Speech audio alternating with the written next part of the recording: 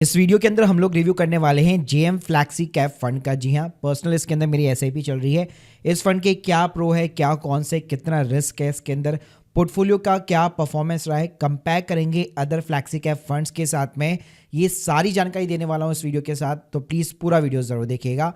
और स्टार्ट करने से पहले बताना चाहूंगा ये वीडियो केवल एजुकेशनल पर्पस के लिए है। तो भाई सबसे पहले अगर मैं अपनी पर्सनल एसआईपी परफॉर्मेंस की बात करूं, पिछले 3-4 महीने से मैंने इसके अंदर एसआईपी अपनी स्टार्ट की है। ज़्यादा बड़ा अमाउंट इसके अंदर अभी तक इन्वेस्टमेंट नहीं हुआ है। 15,000 रुपये के ऊपर एक्सआईआर देखेंगे तो 16% का है। एब्सोल्यूट रिटर्न के अंदर ऑलमोस्ट 1% का रिटर्न है, क्योंकि अभी पिछले 3 महीने में मार्केट काफ़ी ज़्यादा अप डाउन हुआ है। इस फंड के गाइस अगर मैं एयूएम साइज की बात करूं तो यहाँ पे 4,721 करोड़ रुपए का एयूएम साइज है। एक्सपेंस रेशियो देखोगे तो 0.45% का है। कैटेगरी एवरेज 0.73% का है। इसके अंदर इंटरेस्टिंग एक बात बताना चाहूंगा, अगर आप इसका एयूएम साइज देखेंगे पिछले साल से कंपेयर करेंगे तो आप देख सकते हैं नवंबर 2023 के अंदर ऑलमोस्ट के अंदर केवल 862 करोड़ रुपए का एयूएम साइज था। लेकिन भाई पिछले एक साल के अंदर जो इन्वेस्टर ने इसके अंदर इस फंड के अंदर जो पैसा लगाया, आप देख सकते हैं ऑलमोस्ट भाई ये 4,000 करोड़ को क्रॉस कर चुका है। 4-5 गुना पैसा इसके अंदर लग चुका है। इसके अलावा भाई रिसेंटली क्रिजल ने भी इसको जो है फर्स्ट नंबर की रैंकिंग दी है, यानी 5 स्टार की रैंकिंग अलॉट कर रखी है। और क्रिजल भाई ऐसे ही किसी को रैंकिंग नहीं देता, इनके काफ़ी सारे पैरामीटर्स होते हैं। तो ये मैं आपको जो रैंकिंग बता रहा हूँ वो सितंबर 2024 की रैंकिंग है। तो अगर आप पहले भी कंपेयर करते हैं इसकी रैंकिंग को, तो जून में भी भाई 5 स्टार की रेटिंग थी, मार्च के अंदर भी 5 स्टार की रेटिंग थी, दिसंबर हो गया, इसके अलावा सितंबर 2023 में भी इसके पास में 5 स्टार की रेटिंग थी। रिटर्न्स की बात करो भाई, पिछले एक साल के अंदर 42% का इसने रिटर्न बना के दिया है। 2 साल के अंदर 35% का कैगर रेट है, 3 साल के अंदर 27% का, 5 साल के अंदर 25% का, और पिछले 10 सालों के अंदर ऑलमोस्ट 17% का सीएजीआर इसने निकाल के दिया है। यहाँ पे अगर आप rank with in the category देखेंगे, यानी पूरी जो फ्लैक्सी कैप कैटेगरी है उसके अंदर इसकी रैंक देखेंगे, तो हमेशा भाई ये टॉप 5 के ऊपर रहा है। प्लस अगर आप इसके ईयरली वाइज भी यहाँ पे रिटर्न निकाल के देखते हैं तो हमेशा इसने अपना जो कैटेगरी एवरेज है उसको भाई हमेशा इसने बीट किया है। अगर मैं नेगेटिव रिटर्न्स की बात करूं तो भाई 2018 के अंदर गया था -4%, लेकिन उस टाइम पे पूरी कैटेगरी एवरेज ही -6% थी।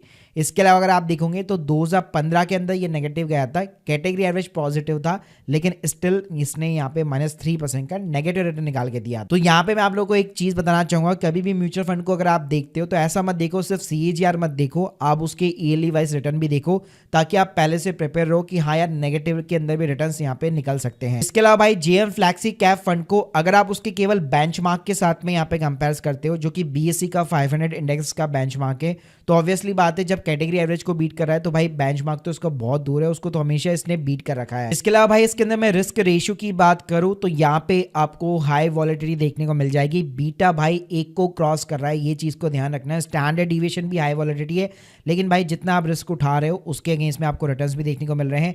टॉप 10 पोर्टफोलियो की अगर मैं बात करूं 97% भाई इक्विटी है, कोई भी फॉरेन इक्विटी नहीं है जैसे पारंपरिक फ्लैक्सी कैप फंड के अंदर होती है।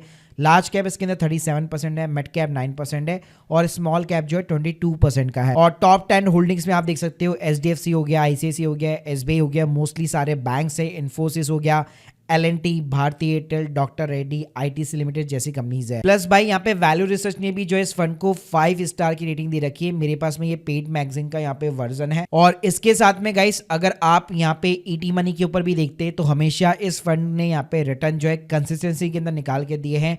और यहाँ पे आपको वॉलेटिलिटी का प्रोटेक्शन नहीं मिलेगा क्योंकि हाईली रिस्की फंड है, और बीटा भी भाई 1 के ऊपर है। लेकिन हाँ, जितने आप रिस्क उठा रहे हो भाई आपको आउट परफॉर्मेंस जरूर देखने को यहाँ पे मिल जाती है। और इसी के साथ में अगर मैं इसको यहाँ पे कंपैरिजन करना चाहूँ, जैसे पारंपरिक हो गया, एचडीएफसी फ्लैक्सी कैप और कोटक फ्लैक्सी कैप के साथ में, तो पिछले 3 महीने के अंदर भाई इसने नेगेटिव के अंदर -2% का रिटर्न निकाल के दिया था, जबकि पारंपरिक जो वैल्यू इन्वेस्टिंग पे काम करता है उसने पॉजिटिव के अंदर 1.86% का रिटर्न निकाल के दिया था, क्योंकि उसके अंदर भाई फॉरेन इक्विटी है।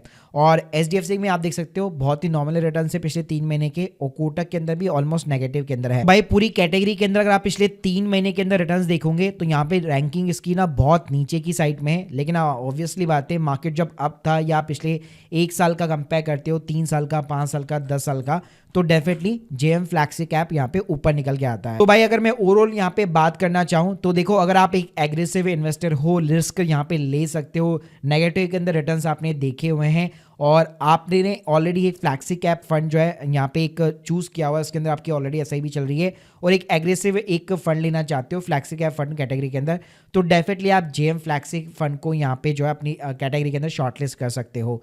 बाकी गाइस आप लोग के क्या रिव्यू है इस फंड के ऊपर, कमेंट बॉक्स के अंदर जरूर बताइएगा। Thank you guys, thank you very much.